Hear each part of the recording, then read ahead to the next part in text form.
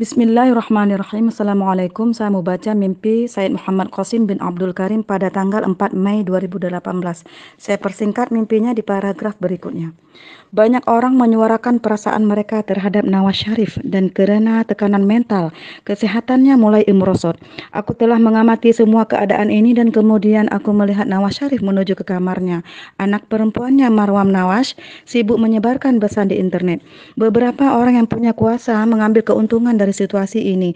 Kemudian aku melihat beberapa berandal datang ke rumah Nawaz Sharif. Aku berkata kepada diriku, pasti ada sesuatu yang salah dan aku mula berlari ke rumah Nawaz Sharif.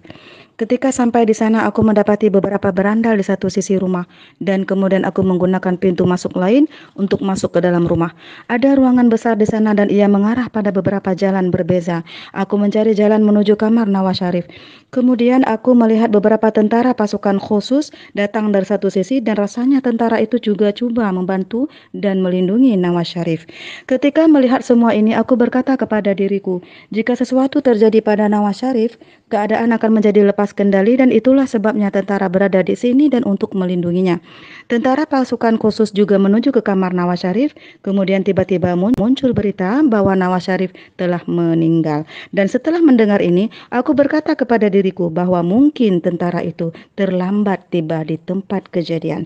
Setelah berjalan berkeliling, aku tiba di sebuah kamar besar di mana Maryam Nawaz berada dan dia menangis dan berkata, seseorang telah membunuh ayahku. Setelah melihat ini, aku menyatakan turut berbela sungkawa atas kejadian itu karena itu benar-benar buruk.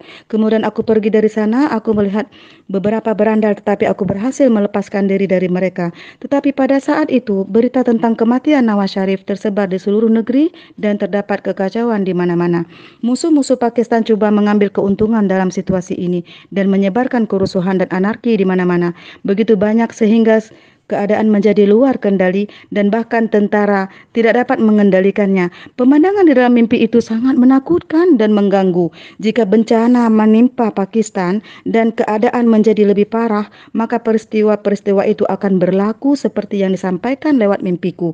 Dan jika orang-orang menyaksikan peristiwa-peristiwa itu berlaku persis seperti yang aku lihat dalam mimpiku dan aku sebarkan kepada mereka, mereka akan mulai mengikuti mimpi-mimpiku lebih banyak lagi dan mempercayai mimpi-mimpi itu.